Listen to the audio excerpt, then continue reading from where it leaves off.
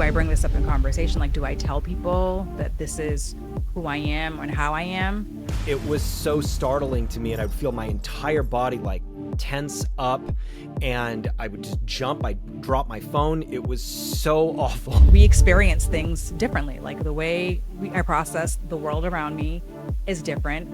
So the way I relate to new things being introduced is different. You don't know who cares, and it can be isolating sometimes in that sort of way. Then you get out into the real world, and there's not a formula.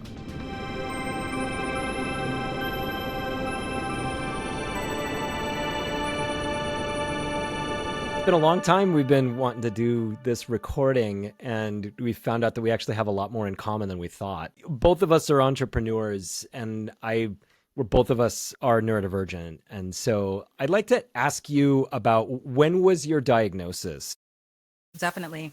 So I have multiple diagnoses, the first of which I received at the age of 30. So I went through my entire life, my entire childhood, early adulthood, not being diagnosed. So at the age of 30, I formally went through the process of being diagnosed with ADHD.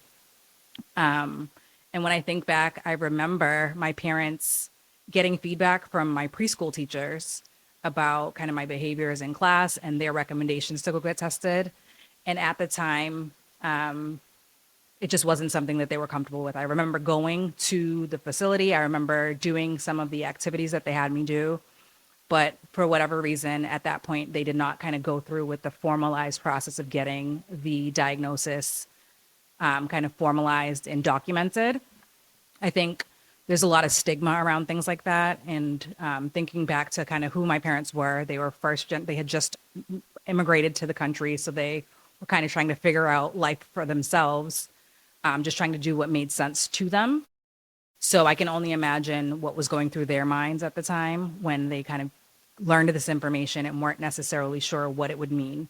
So they chose not to kind of finish the process of getting the diagnosis. But I do remember that being a recurring point of feedback all through my schooling and actually going and starting the testing process. So the signs were there all along, but I wasn't formally diagnosed until the age of 30. And then more recently, I got an autism diagnosis at the age of about 36, 37.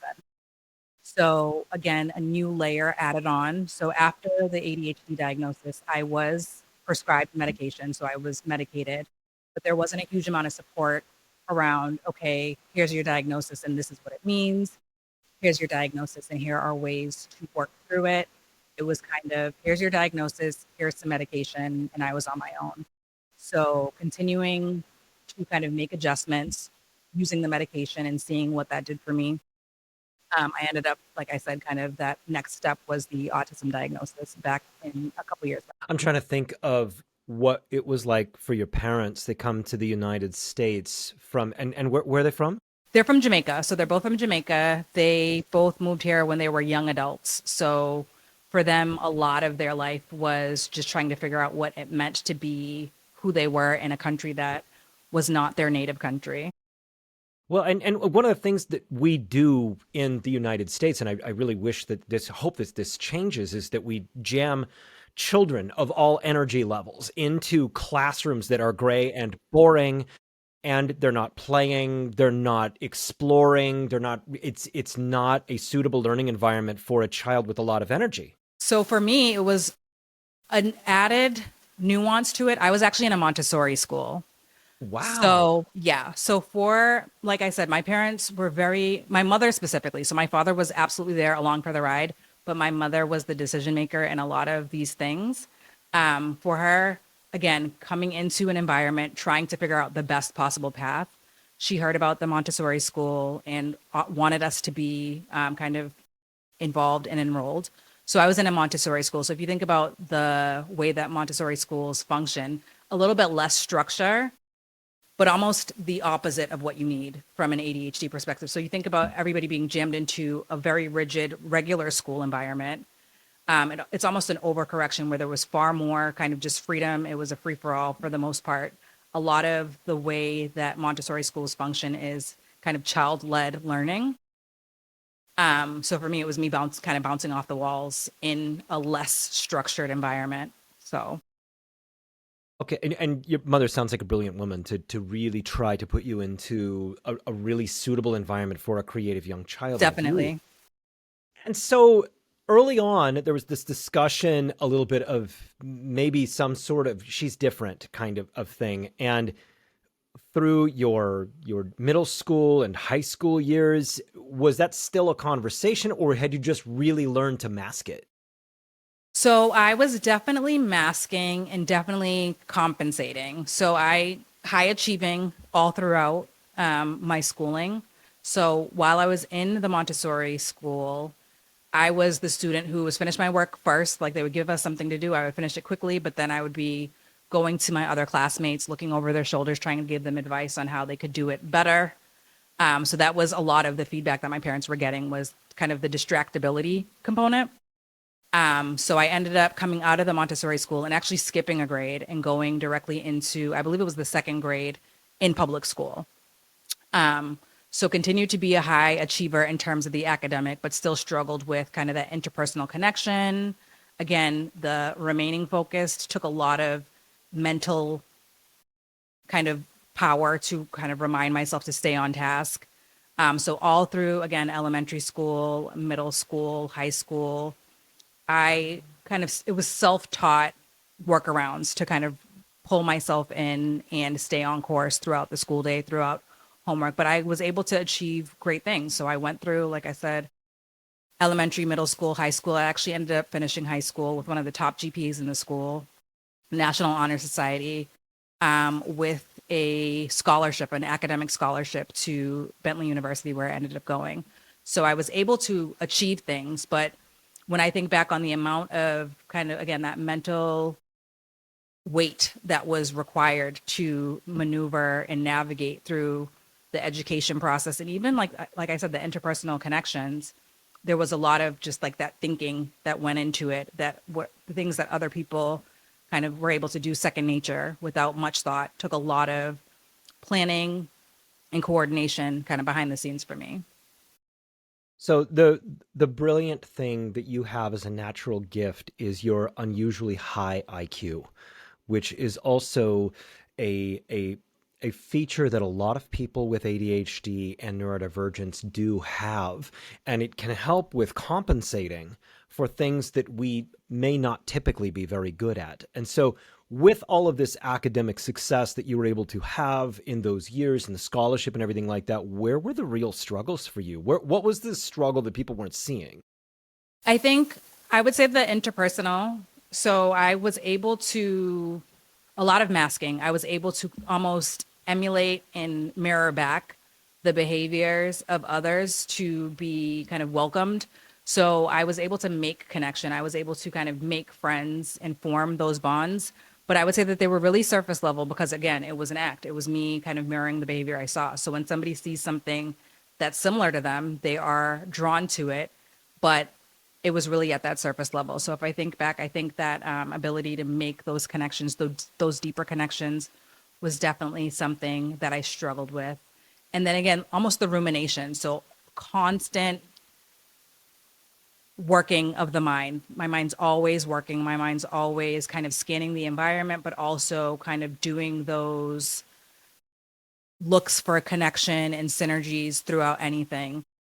And again, that definitely takes a toll on your energy level. That mental drain was something that I definitely struggled with all throughout when I think back to like my childhood and education. One of the things that people specifically who are on that ADHD spectrum, they figure out the formula to be successful in school. And all of a sudden, it just becomes following a procedure. You're getting amazing grades, valedictorian, these different wonderful things and everything like that. Then you get out into the real world and there's not a formula. So for Absolutely. you, what was the transition between this very structured educational environment and then the real world? It was college.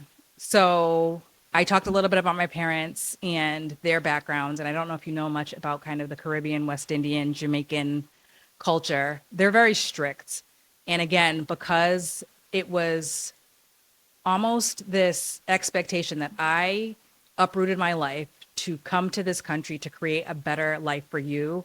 You now need to do whatever you need to do to kind of bring it forward. So for me, I grew up in a very strict household, didn't have much freedom.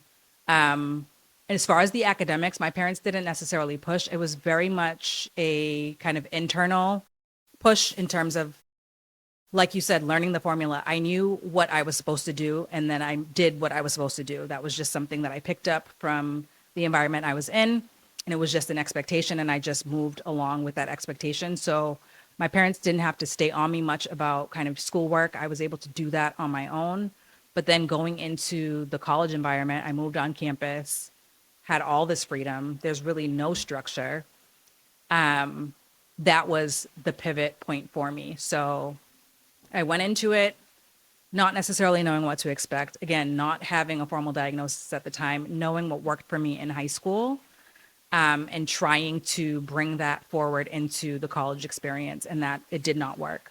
So having the freedom after being very much kind of under a microscope during my younger years, it really led to me kind of almost, again, overcorrecting and not necessarily having any structure in the college space, living on my own for the first time ever.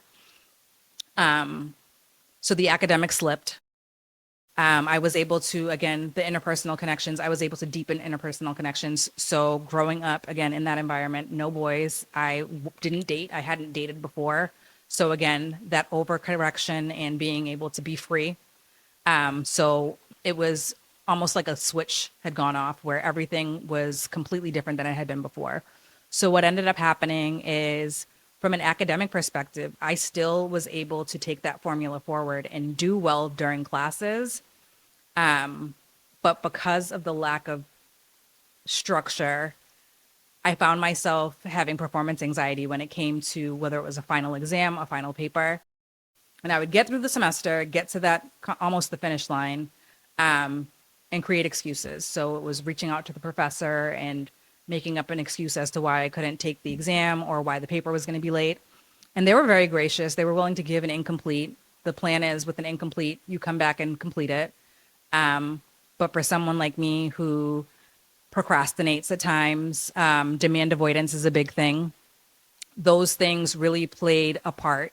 So these incompletes that were on my transcript, courses that I had paid for, courses that I had attended, courses that I had done pretty well on during the course of the semester, incompletes turned to Fs after a certain amount of time. So when the school did a review, I had several Fs sitting on my transcripts, and it was a no-go for them. So they ended up calling me in, and placing me on academic probation. So that was really kind of a red flag moment where it was like, okay, this is definitely an issue. Gosh, this is really profound because in high school, everything is so exceedingly structured, and you probably did some extracurricular activities, and so your time was very, very. Then you get into this space where you have to budget your own time. You have to make sure that you're where you need to be. And it wasn't that you didn't have the intelligence, it's that you felt unmoored, like like untethered a bit. Like, what was it? Because we can use words like self-sabotage, we can use words like low self. I don't know what to use for this with you. What was it that created whatever anxiety it was in you that made you not fulfill your obligations? I think that's a really good question. And I'm not even sure that I know what the answer is, even all these years later. But I think that it really was that, like I said, the procrastination has always been an issue. And then that demand avoidance is an issue that I'm learning about. Again, with the diagnosis comes the understanding, the new vocabulary, the terminology to put names to the different things that you've experienced. So those are definitely some of the underlying things that I think were at play during that time and still to this day. And so after academic probation or whatever it is that occurred, you received your college diploma? So what ended up happening, to make the story even more exciting, At that time, being faced with the academic probation, it was an aha moment for myself. As I said, I knew that I was different from the other learners. I knew that I was different from others. So I actually started the process of doing the ADHD testing again at that Good. point. It Yeah. was self-directed. I reached out, started the process, but in parallel, the agreement with the school was that I wasn't showing up how I needed to show up on campus at that institution. While I was on academic probation, they gave me an opportunity to take and complete courses elsewhere. So, in parallel to me starting the process for the ADHD testing, I was also taking courses at a community college and was able to kind of go through the process, take the course, finish the course, get those grades, and show and prove that I was ready to come back. So I didn't go through, I didn't finalize, again, didn't finalize the ADHD testing at that time because I was able to kind of solve for the most emergent issue at the time, which was getting back enrolled. Sure. But during that time, I ended up getting pregnant. So during the year that I was off, during the year that I was on academic probation out of school, I ended up getting pregnant. So I had a year left to complete, and was very much motivated to do that. So I think for me, what I realized was that self-directed push that I had felt all through high school, it kind of waned in the college setting. So this kind of new scenario where I had a new life coming into the equation was really kind of a flip of the switch in terms of that motivation to get back on track and do what needed to be done. So I was able to finish, kind of overloaded my first semester back. So I took 18 credits, was also doing a community service project because my second major required some community service work, was working part-time, and then again attending like prenatal appointments and things like that. So it was a very trying period for that fall semester. And raising a Um, baby. he wasn't there yet. So the semester that I was pregnant, it was like, all right, well, now there's a shot clock. We have to get this finished because you can't be, I can't not finish. Basically, the Yes. conversation I had with myself is not finishing is not an option. So overloaded that semester.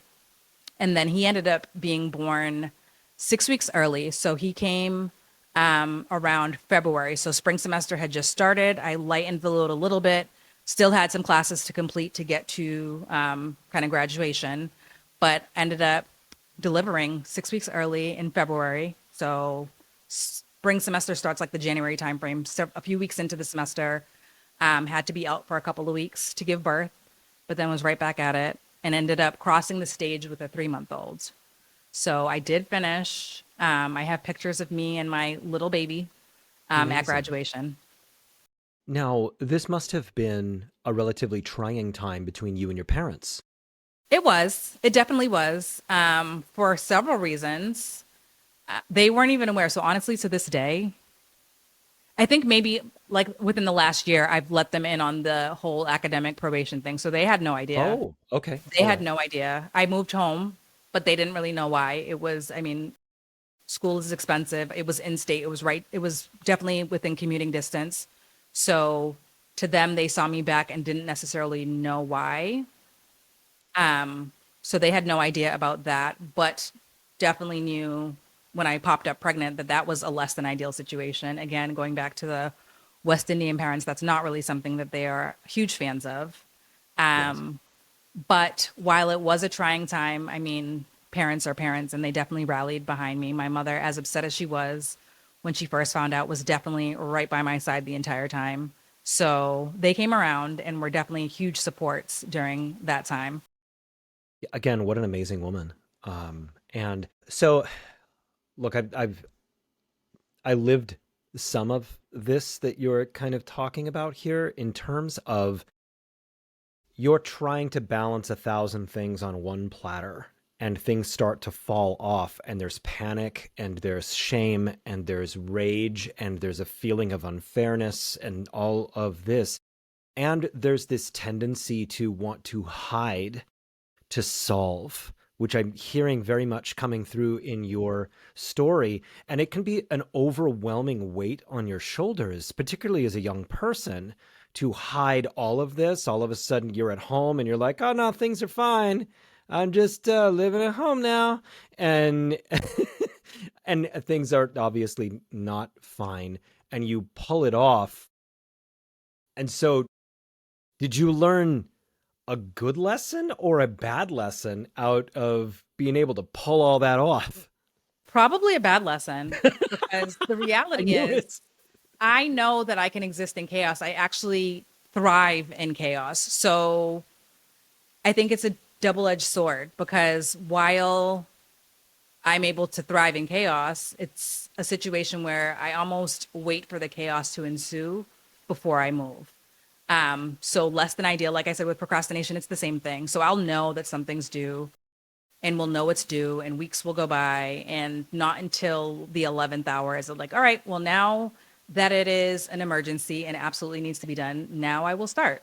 So I think it was probably not the greatest lesson because it showed me that I'm able to kind of keep a level head in times of chaos. And that's something that I know I can.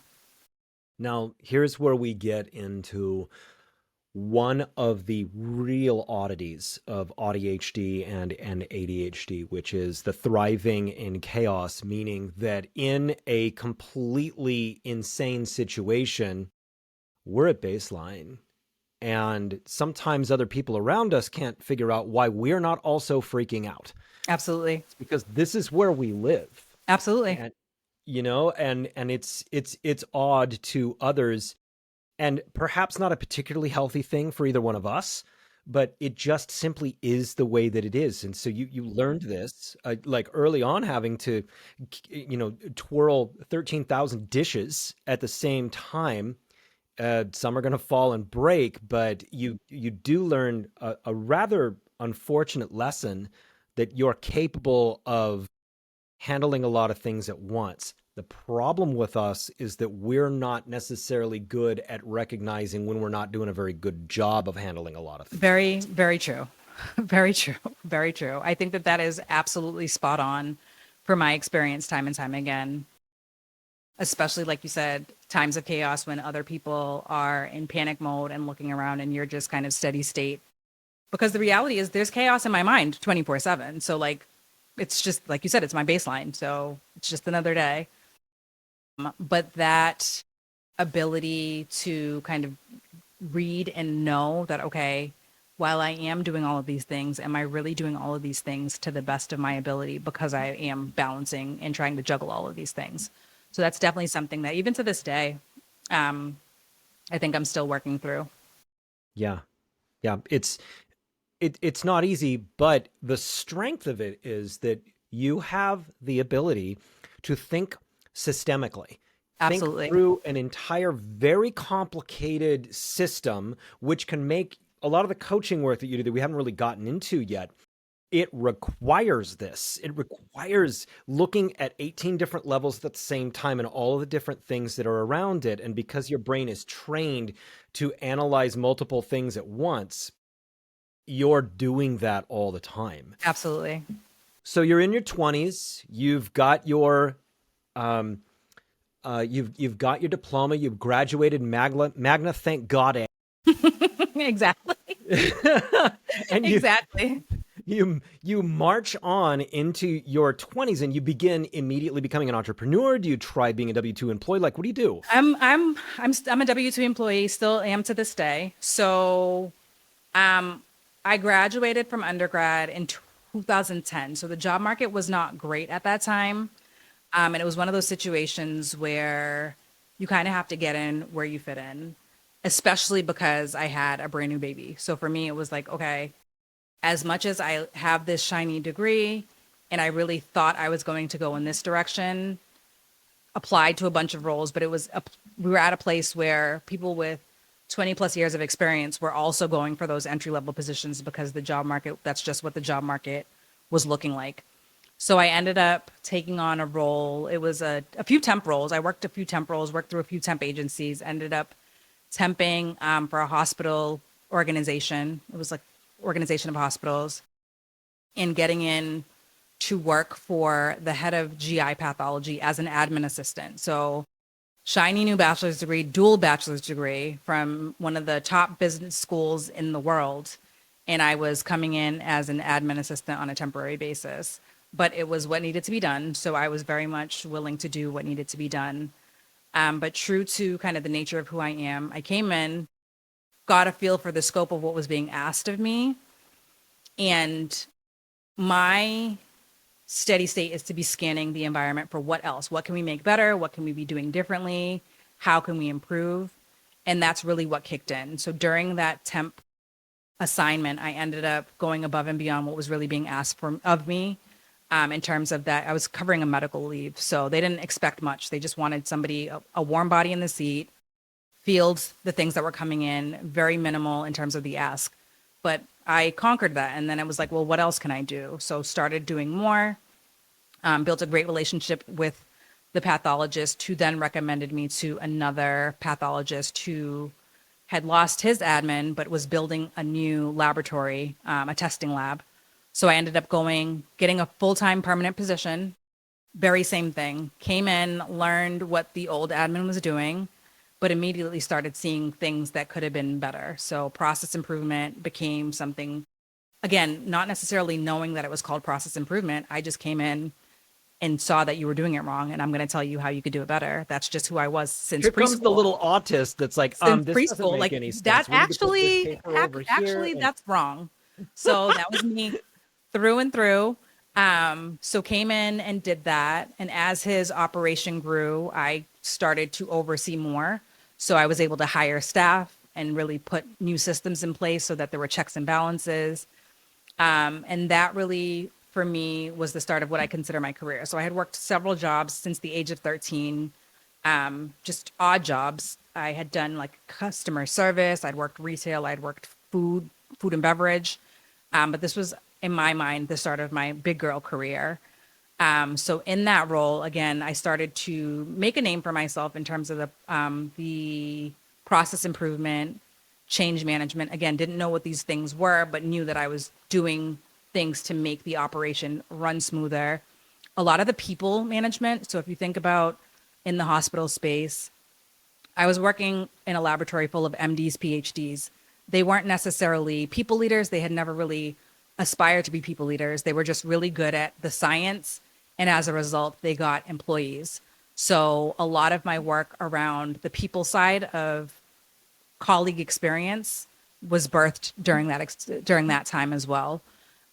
So that's really where I started my big girl career. And during that time, I decided I also wanted to go back to school and kind of take my education further and really formalize some of the things that I was doing and getting good at in the work environment. Yeah. Yeah. And as you're growing in your big girl career and on all of this, you come to 30 years old and something made you want to get tested. You wanted that information about you. What happened that made you want to go and actually get tested? I think what I would say, so again, by the time I was 30, other big life things had happened. My husband, so the father of my son, about 2 years, so a couple years after my son was born, was diagnosed with gastric cancer. Dear. So that was, again, another wrench being thrown at me. This was shortly after starting the permanent position in the hospital. But I was luckily working again in a cancer genotyping lab. So the person that I was working for was creating these state-of-the-art, cutting-edge procedures to basically test solid tumors to dictate what the treatment plan would be. So I was able to kind of be of support to my husband in the workspace. So while all of that was happening, I again decided to take on more. So I decided to go back to school while I was the caregiver for a terminally ill spouse, working full time and raising a child.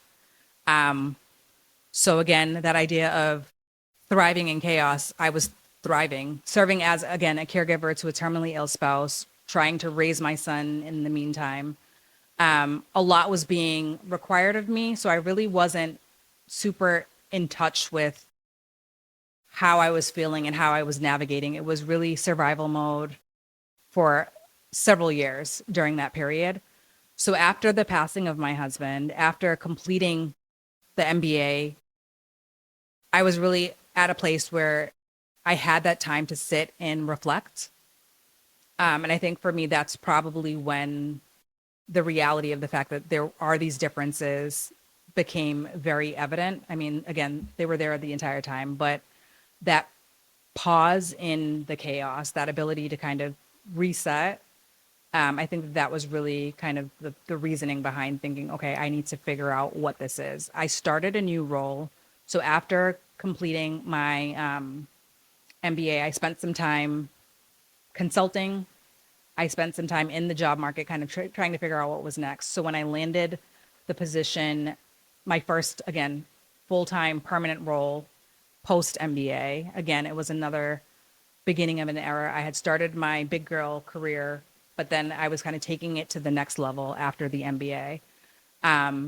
Being in that work environment is really what made me say, all right, we're going to do this and we need to do it right. Let's figure out what it is that's going on and how we can kind of optimize our efforts. Because again, a lot of effort was being put into kind of the workarounds and trying to remember things and trying to keep myself on task. So I think that that was really the motivation behind saying, all right, let's figure out what what's going on, what really is happening kind of behind the scenes for me. The result of the testing and the knowledge that you now have about yourself, what have you done that has changed how you work with things, how you work with people? So honestly, that first round of testing, nothing really changed aside from the prescription. So I was given medication, but there was very little else done. It was the prescription was written. Um, there were those check-ins, those medication check-ins that were happening, but there wasn't much else.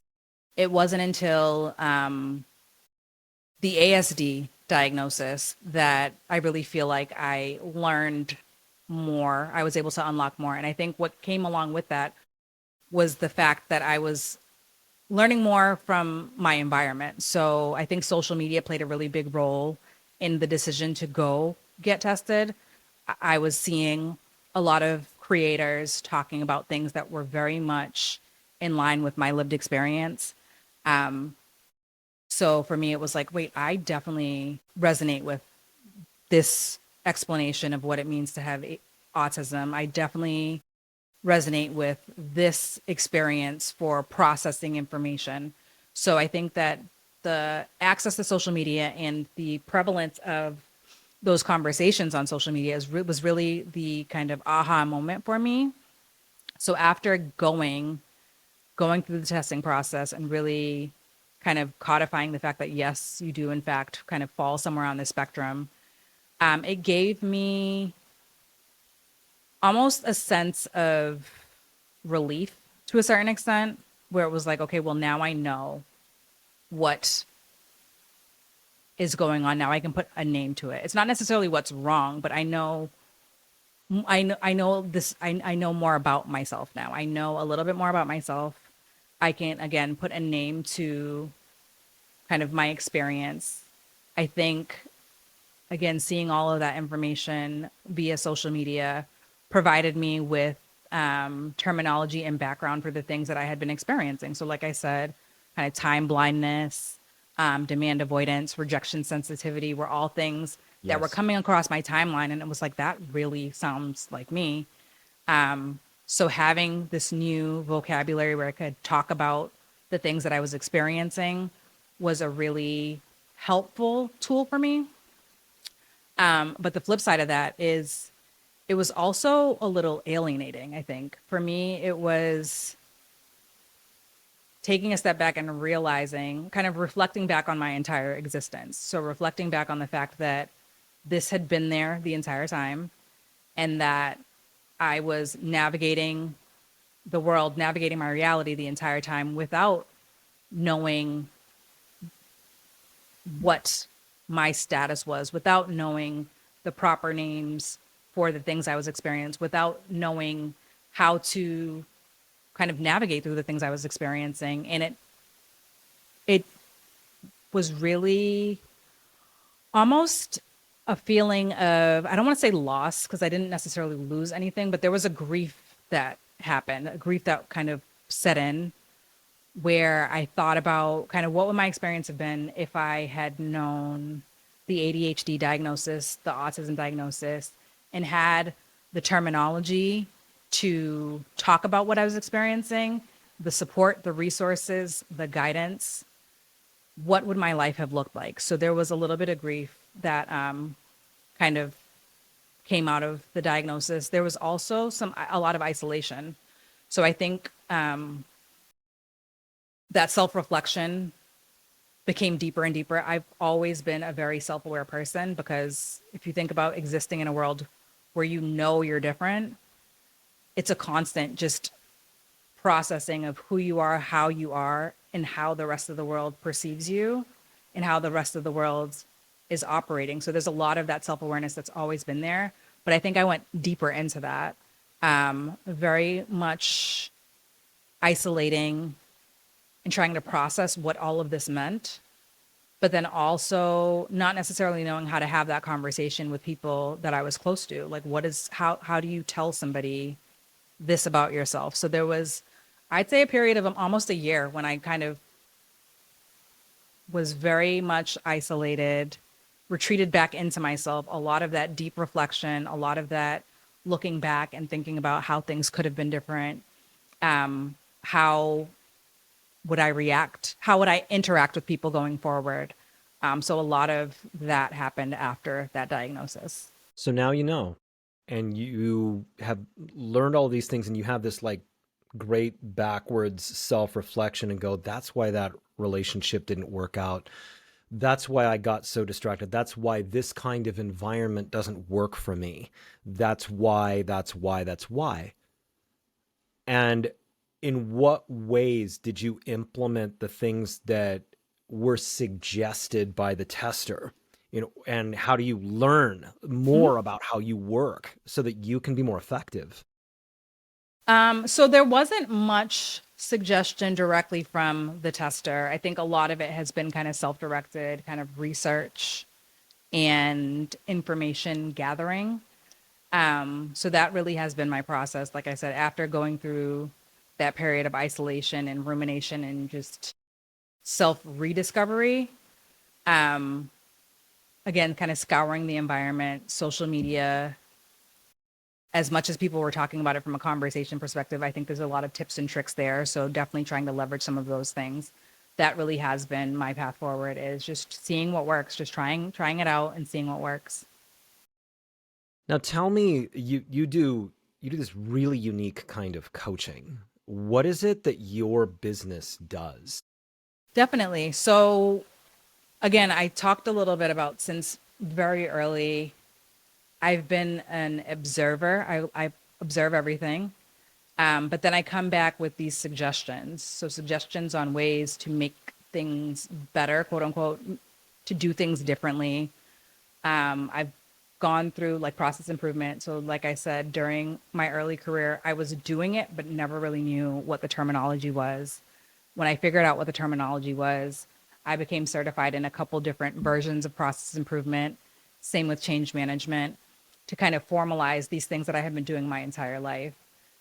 So it really is packaging that and providing that as a service to help others. So the way my brain works, the way I process information, the way I scour my surroundings and environments for potential synergies, opportunities for, again, process improvement, or opportunities to kind of tap into things that maybe we haven't thought about. It's really allowing others to rent my brain to a certain extent and have me take a fresh look at what you have going on. It's very easy to get wrapped up in the day to day when you're in it.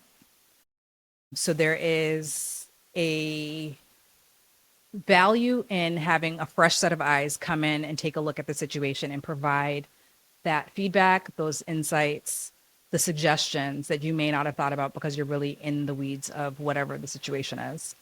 So it's consultation work where you're doing like small or medium-sized businesses where you come in, you do this like consultation work and find out where they can optimize their processes, where they're missing opportunities, where they might need to trim a little bit, all of Absolutely. this. So it is small businesses, small, medium-sized businesses, definitely organizations, but also larger businesses. So working almost as a fractional resource. So not necessarily, you don't necessarily need to hire me, put me on payroll.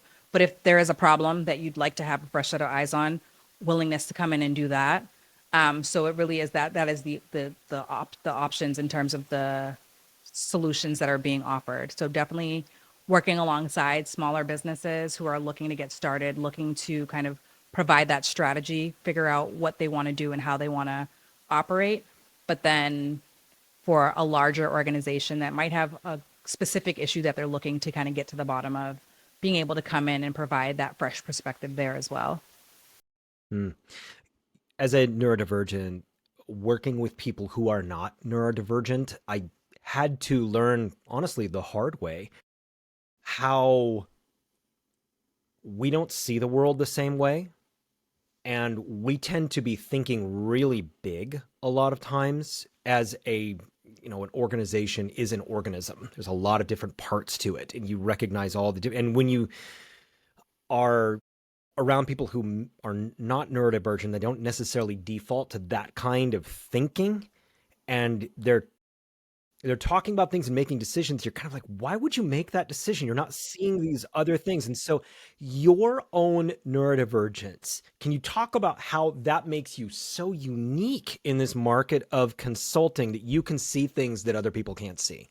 It's exactly what you said. So when you're in it, your focus is usually what you're looking at. And even people who are in maybe the director level, executive director, president, they are expected to think at that higher level, but that systems thinking and that understanding of the interconnections is not something that everybody is able to do. So it really is a superpower. The fact that my brain has run every scenario already, and that's just kind of, again, my steady state is to think about all the different potential ways it could play out, all the different potential connection points, always thinking with the end in mind and figuring out what's the optimal way, what's the optimal route to get us there. The fact that that's kind of my default setting is a huge benefit to somebody who is really wrapped up in the day to day of the operations and may not necessarily have the time and the capacity to step back and look at that from that vantage point, but may not have the ability to do it. So that really is where kind of the value proposition comes from. I don't necessarily have to. So as the person looking for this support, they don't necessarily have to build that skill set within themselves. They don't necessarily have to hire a full-time resource to be thinking at that level. It's an opportunity to really have somebody come in. Again, that fresh perspective counts for so much when you have an issue that maybe you've tried to solve it several times. Maybe you've assigned different resources to take a look at the problem and kind of come up short. That ability to kind of clean slate, no bias, no real leaning one way or another, but coming in and just looking for the best possible route. It really is a very valuable skill to have. You not only assess, you build the plan, you help them implement it. Absolutely, absolutely. So a lot of it is, again, that building of the plan and then working with the team that's in place to figure out the best way to kind of implement and bring it to fruition. Yeah. Yeah. It's a unique skill, and having been a CEO, I had brought in a consultant that does a lot of what you do to to do all of this sort of stuff with the organization that I was the CEO of, and the amount of very silent pushback that there is from the various different islands within a business or an organization to any kind of change that threatens people's space, it's very real, and it's Absolutely. very difficult to get everybody on board with this because people feel threatened or are disinterested or don't see the point. Definitely. And for me, that is where the change management kind of training that I've undergone comes in. It's like I said, I was doing it before without knowing what it was. So then getting the formalized kind of frameworks that come with the change management methodologies, and having a new vocabulary and a new language that I can point to and kind of talk people through something that's been tested and proven, that has been tremendously helpful. But then there's that kind of personality trait that I talked about early on, the ability to meet somebody, read somebody, mirror back to them what's going to be, what they're going to be most receptive to, is really almost an added bonus to the work that I'm doing. So being able to, again, assess the situation, come up with fresh perspectives, but being able to have that connection to whoever the end user is and really understand the people side of what's happening. And that's a big point that I like to kind of talk through, is the people side of it. Yes, business is business and you're here for the process and whatever the results and the outcome are, but understanding kind of the people component of whatever it is that you're doing. So that's something that's also very high on the list of kind of the benefits of the skill set that I bring to the table. It's the ability to do it from a systems perspective, but also bring the people along for the journey. How do people get in touch with you? So you can get in touch with me via my website. Multifaceted.coach is where I can be found. And that particular URL gets you to the location that has a lot of the coaching information. True neurodivergent style, I have several other things that I do. So there's a few things on the site, but multifaceted.coach, if you're interested in the services, that is where I can be found. I'd like to ask you a super personal question here. In what way has your neurodivergent experience felt very isolating to you? I think it's the connection. So I talked a little bit about the deep isolation that happened after diagnosis and kind of struggling with, okay, well, do I bring this up in conversation? Like, do I tell people that this is who I am and how I am? And from a transparency perspective, I'm still on that journey. So the diagnosis, like I said, was about 2 years ago. And as I mentioned, about a year of just not really talking to anybody about it, not really doing anything with the information. So this past year, there are a few people that are close to me that I've had the conversation with. But honestly, even to this day, I think maybe I can count on one hand the number of people I've actually had the conversation with. So the fact that it's something that is very real, it's a very real part of who I am and how I exist in the world, and not necessarily knowing the best way to bring it up in conversation, the best way to work it into relationships. And then the idea of new relationships. So meeting somebody for the first time, is that something that you drop on a first date? Is that something that, like, what that looks like? So that for me is something that I'm still working through. It's one of the biggest challenges, I think, is that what does it mean for interpersonal connection? Yeah, it's definitely not easy. You don't know how much is too much for some people. You don't know who cares. And it can be isolating sometimes in that sort of way. Absolutely. Yeah. So for me, I think because it is so new, it's so fresh, all of the things that you raised are absolutely questions that I have. Is it going to be too much too soon? Are they even going to care? But I think what I've learned what I've started doing is taking away the diagnosis, whatever that diagnosis code is, moving that off the table, taking away maybe some of the vocabulary. So I know that the vocabulary has been helpful for me, but maybe not throwing those big fancy words at people and just talking about what it means in terms of behaviors, talking about what it means in terms of kind of experiences. So I know for me, one of the things that has always been an issue is kind of sensory overload and being in environments where maybe it's just too much. There may be too many sounds, Yes. too much distraction. I think that that's one that I've started working on, being able to have that conversation, maybe not calling it sensory overload. Maybe the terminology isn't necessarily what's going to be received, but having the conversation about, like, it's really loud in here. And I'd rather be if we're going to choose an activity to do, I'd rather be in an environment where it's a little bit quieter and we can kind of connect versus having to scream over music and be pushed and shoved while we're in whatever environment. So I think the ability to kind of peel away some of the formal kind of, again, the naming and kind of what it means and look at the behaviors or the experiences and kind of how it feels and explaining it from that perspective has been something I've started doing. So that's what's been working for me as of late. You know, the sound thing can be just absolutely terrible. And so I have a classic car and I display it from time to time at these various shows. And just this last Friday, you never know where you're going to be parked in relation to other cars.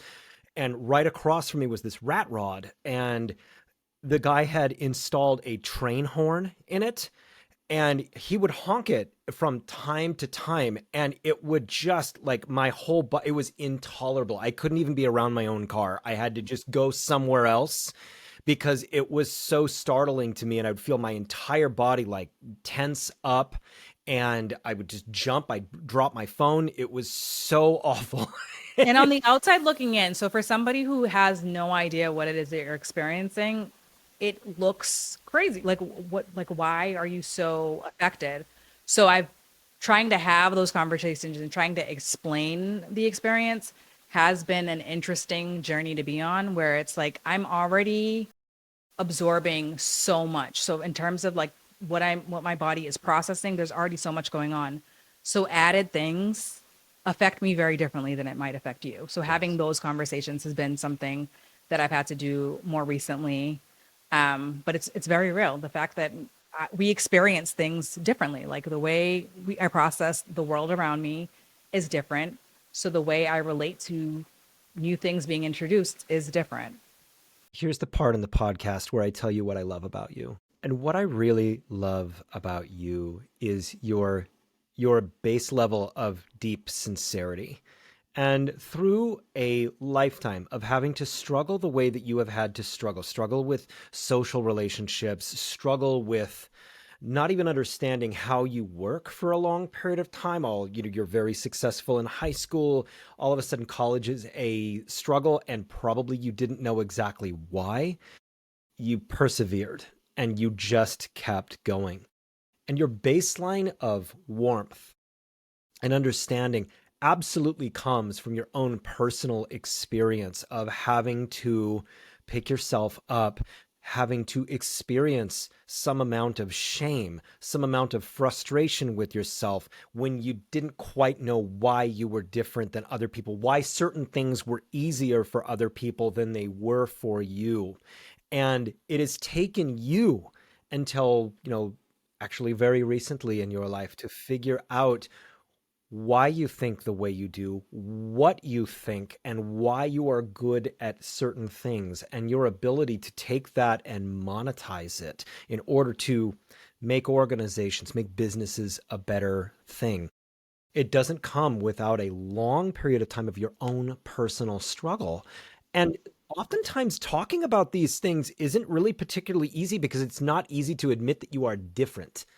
And how you are different and why at certain periods of time, perhaps you have experienced a certain amount of failure in your life. It's very difficult to talk about failure, particularly when you are as bright as you are. And so to be able to let go of that piece of your ego and to talk about here's why I failed at certain points in my life, and here's what I've learned from it, and here's how I have overcome those sorts of things, because there was a certain point in your life where you wouldn't have been able to talk about it, and now you can. And so you sharing that, there's going to be people watching this who are in that state of, I'm too ashamed to share it, but this person is experiencing something that I've been through. That sharing of that sort of thing is an incredibly powerful thing that you're doing to help not only people who are ADHD, neurodivergent, all these different things, but also to talk about what it is that you do as a business owner to help other business owners be incredibly great at what it is that they're doing, using your unique talents and the way that your brain works that is uniquely different from others, and monetizing that. It's another point of brilliance for you And it's really something that is unique about you. And you've lived in a world where it has been difficult to not really be seen, difficult to not be understood, rejected by communities maybe that you should be deeply associated with, but that you never feel quite at home in those communities. Welcome to the club, because we are smart little weirdos that understand certain things really, really well in this world, but it is not easy to be us. And so thank you for sharing such a deep and wonderful story about your life and about the struggle that you have gone through in becoming brilliant. Absolutely. No, I appreciate the opportunity. Like I said, as far as my journey is concerned, this new chapter is it's a fresh new chapter in terms of being able to talk about kind of my experience. So I really am grateful for the opportunity. Yeah. Yeah. Well, thanks for being on Mindful Mutiny. Please don't forget to like and subscribe to the Mindful Mutiny podcast, because it really helps us grow in the algorithm. And remember, in a lifetime, there's more decisions than anybody can count. Living the highest form of yourself is the most rewarding thing that you can do. Make incredible, positive, risky, and bold decisions to be the highest version of you. Now go be something great.